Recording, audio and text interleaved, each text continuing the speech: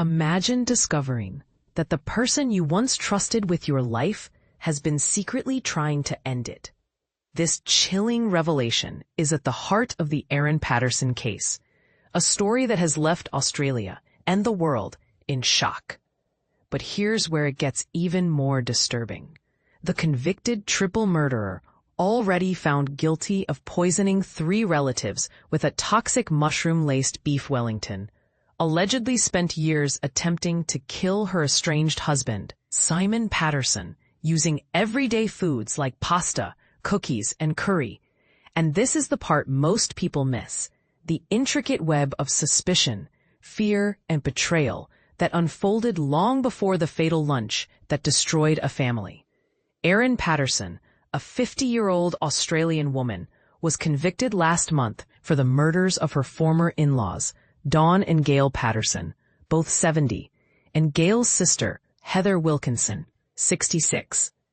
Heather's husband, local pastor Ian Wilkinson, survived after weeks of hospitalization. The case took a darker turn when details emerged of Patterson's alleged attempts to poison her husband Simon over several years.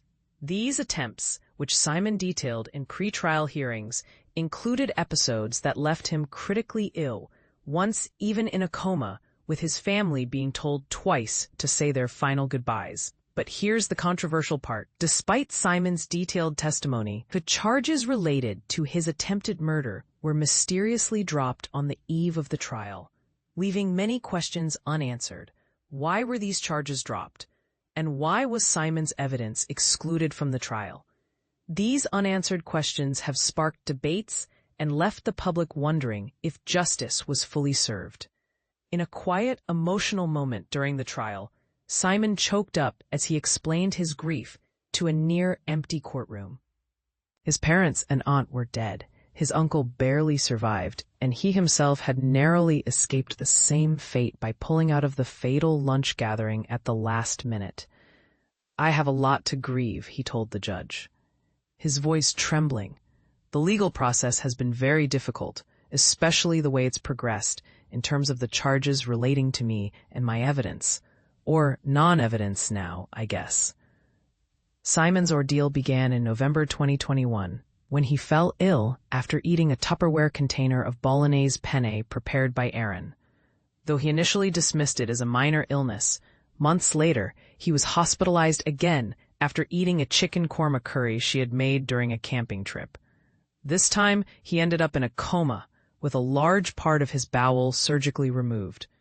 In September 2022, he fell ill once more after eating a vegetable wrap, losing control of his muscles and barely able to move by the time he reached the hospital. A family friend, Dr. Christopher Ford, suggested Simon keep a food diary to track his illnesses. It was then that Simon began to suspect his estranged wife. He recalled a batch of cookies, supposedly baked by his daughter, which Erin had repeatedly called to check if he had eaten. Investigators later found a file on Erin's computer with information about toxins, though they never conclusively determined what she had been using to poison him. Here's where it gets even more chilling. Simon's sister, Anna Tarrington, believed his suspicions and warned their parents about the lunch Erin had planned. "Dad said, 'No, we'll be okay,'" she recalled. 5 days later, the family gathered in a hospital chapel, watching as their loved ones deteriorated in their beds. Simon confessed to the group that he had stopped eating Erin's food because he suspected she had been tampering with it. A revelation that left many wondering why he hadn't spoken up sooner. The trial also uncovered bizarre evidence, such as a 2020 Facebook post where Erin claimed her cat had eaten mushrooms and vomited, despite never owning a cat. Prosecutors argued this was evidence of her long-standing interest in poisonous mushrooms.